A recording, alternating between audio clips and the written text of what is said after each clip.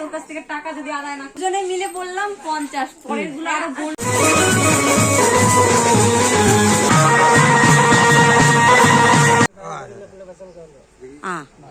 Hello guys, welcome back to my channel Sushma Mallick চ্যানেলে সবাইকে স্বাগত। আশা করছি সবাই ভালো আছো, আমিও ভালো আছি। তো অনেক কদিন পরে এই ব্লগটা নিয়ে আসলাম, দেখেই বুঝতে পারছো এটা বিয়েবাড়ির ব্লগ। হ্যাঁ, দেওরের বিয়ে।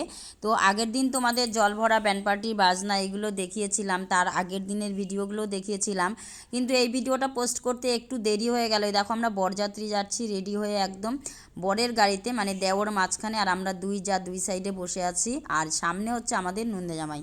তো কথা বলছিলাম, আওয়াজগুলো খুব মানে কম আসছিল দেখে সেই ভয়েসটা দিতে পারলাম না, নাহলে অরিজিনাল ভয়েসটাই দিতাম। যাই হোক, তো এবার দেখো মেয়ের বাড়ির সামনে প্রায় চলে এসেছি। এখানে হচ্ছে প্রচুর বোম ফাটানো হয়েছে, নাচানাচি হয়েছে, কিন্তু সব ভিডিওগুলো তোমাদের সঙ্গে শেয়ার করতে পারলাম না, কারণ হচ্ছে আমার মোবাইল দিয়ে তখন ভিডিওই করা হয়নি, কারণ নাচে এতটাই ব্যস্ত ছিলাম যে কাউকে বলতেও পারিনি ভিডিও করে দিতে। দেখতেই পাচ্ছ সামান্য কিছু ভিডিও করেছিলাম ওদের নাচগুলো, কিন্তু আমার নাচের কোনো ভিডিওই এখান থেকে ক্লিক করতে পারিনি। যাই হোক, কিছু করার নেই। আর বিয়ের ভিডিওটা দিতে অনেকটাই লেট হয়ে গেল, কারণ বিশ্বাস করো মানে এই এত বিয়ে বাড়িটারি এত কিছু হওয়ার পরে না আমার শরীরটা প্রচণ্ড কদিন থেকে খুব খারাপ ছিল। কি বলবো, মানে সর্দি কাশি জ্বর শরীর ব্যথা থেকে শুরু করে মানে কোনো কিছুই বাদ ছিল না। মানে তার জন্য কিন্তু এখনও শরীরটা অসুস্থ, অনেকটা দুর্বল হয়ে আছি। যাই হোক, তার জন্য ভাবলাম ব্লগটা ছেড়েই দেই। তো মেয়ের বাড়িতে এসেছি 12টা, আর এখন এই যে মুহূর্তটা দেখছো এটা মেয়েকে আশীর্বাদ করানোর জন্য বসানো হয়েছে। রাত বাজে প্রায় 1টা, চোখ মুখ দেখে বুঝতেই পারছো। আর বিয়েবাড়ি অনেকটা রাত 1টা, মানে বিয়েবাড়ি পাড়ার আশেপাশে অনেক চলে গেছে। এই যে আমাদের বড় মামা আশীর্বাদ করবে, আর বড় বউ দেখো ঘুমের জন্য হাই ছাড়ছে। যাই হোক, দেখে বুঝতে পারছো। আর গলার মঙ্গলসূত্র দিয়ে আশীর্বাদ করা হয়েছিল, সেটাই আমি পরিয়ে দিচ্ছিলাম। আশীর্বাদ পর্বটা কিন্তু প্রায় শেষের দিকেই। এই মঙ্গলসূত্রটা পরিয়ে বউকে ঘরে নিয়ে যাওয়া হবে, কারণ হচ্ছে বিয়েটা হচ্ছে ভোর 5টা, মানে 4:49, মানে 5টার সময়। বুঝতেই পারছো মানে সারা রাত কীভাবে যে কাটবে সবাই বুঝতে পারছিল না। যাই হোক, আমরা তো যেন তেন প্রকারে কাটিয়ে নিলাম, কিন্তু ভোর রাত্রে যখন বিয়ের আসরে তখন কিন্তু আর লোকজন কেউ ছিল না, দেখেই বুঝতে পারবে। আর যখন সেই লগ্ন চলে আসলো, দেখো কন্যাকে ঘরের থেকে নিয়ে আসা হয়েছে। আর প্রথমেই যেটা হয় যে 7 পাক ঘুরে মানে 7 পাক ঘুরে বরকে পুজো করতে হয়, এটা অনেকের মধ্যেই আছে, আমাদের মধ্যেও আছে, তো সেটাই করছিল।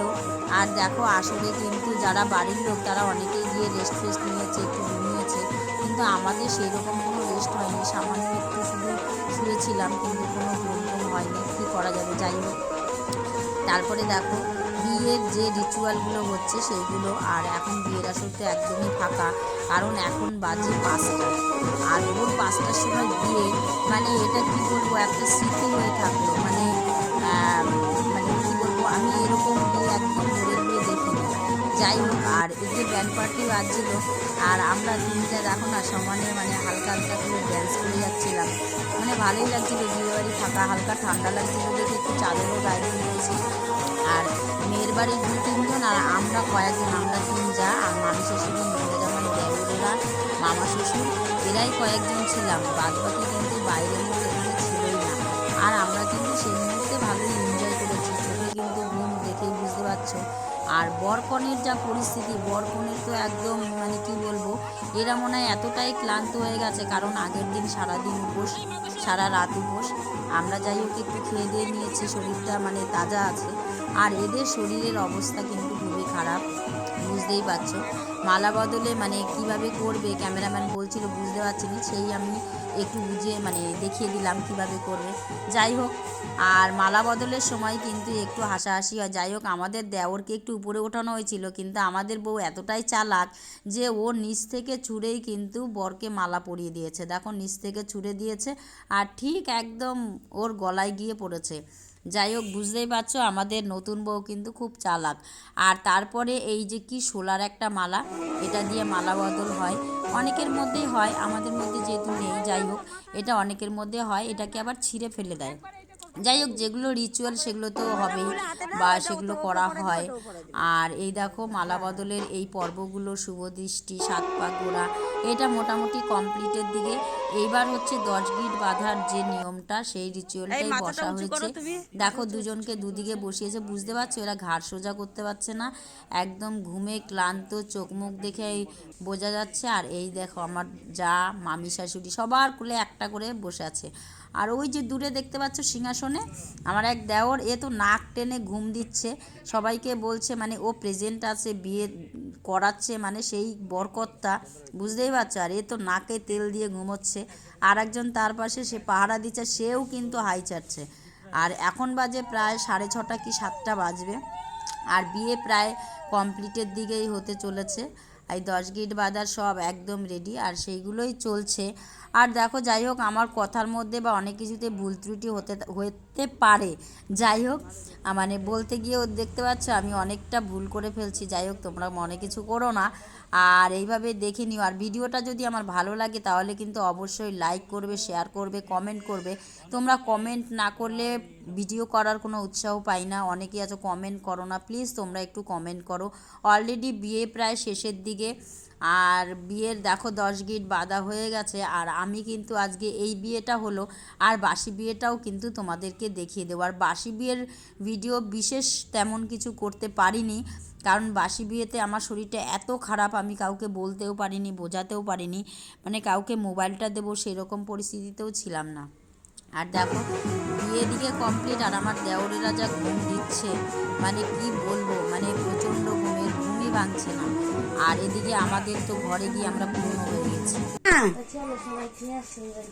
সবাই যাও। আমি যাই ভাই, সবাই তারপরে কি ব্যাপার রে ভাই, এত ঘুম কিসের? আমাদের কি ঘুম নাই নাকি? কি কি কি বললা? হ্যাঁ, গিয়ে দেখলাম পুরা ঘুমাচ্ছ। তারপরে স্নান টান করে একদম রেডি হয়ে এখন বাজে প্রায় দুটোর বেশি বাজে। তো আমরা জল ভরতে যাওয়ার জন্য রেডি হয়েছি বাসি বিয়ের। তো আমরা 3 যা আর মামি শাশুড়ি আছে। আর এই যে আমাদের পিছনে ক্যামেরাম্যান, এটা আমাদের ক্যামেরাম্যান ছিল। আর দেখো আমার মামি শাশুড়ি সেই নাচ করছে। আর এই যে আমরা 2 যা, তাই আমি একটু ভিডিও করছিলাম পিছনের ওদের সবার ভিডিওগুলো, মানে সবাইকে দেখার জন্য। যাই হোক, একটু সেলফি ভিডিও করেছি। বাসি বিয়ে আগেই বললাম, বাসি বিয়েতে সেই রকম কোনো ভিডিও করিনি, কারণ 2-3 ঘন্টা হাঁটার পরে মানে জল ভরতে আমরা অনেকটা দূরে গিয়েছিলাম এক ভাইজির বাড়িতে। যাই হোক, ওর বাড়ি থেকে আসার পথে অনেকটা লেট হয়ে যাওয়ার কারণে বিয়ের সেইভাবে কোনো ভিডিও আমি করিনি। আর প্রচণ্ড মাথা ব্যথা ছিল, আর যার জন্য ভিডিও করতে পারিনি। আর এই দেখো গোটা গোলাপ ফুল আর গোলাপ ফুলের পাপড়ি দিয়ে একটা ডেকোরেশন করেছি আমরা। ডেকোরেশনটা দেখে অনেকটাই বুঝতে পারছো কিসের জন্য। এটা বাসি বিয়ের সিঁদুর দান, আর সিঁদুর দানের জন্য এই ডেকোরেশনটা করেছি। আর মাঝখানে যে গণেশ ঠাকুরটা দেখতে পাচ্ছ, এই গণেশ ঠাকুরটা কিন্তু হচ্ছে সিঁদুরের কৌটো, এই কৌটো দিয়ে সিঁদুর পরানো হবে। যাই হোক, সেরকম কিন্তু বাসি বিয়ের ভিডিও তোমরা পাবে না, যতটুকু পাবে সেটুকুই দেখে নাও। দাদা তোর কাছ থেকে টাকা যদি আদায় না করতে, এই এটা লিখলাই না, এটা কি ছিল? দাদার কাছ থেকে টাকা আদায় করা হবে। কত টাকা নেবে তোমরা? কন্টাক্ট আগে করনি, টাকাও পাবে না। বেশি না, 50 বলেছি। 50? আগে তো বলো নাই। 50 টাকা।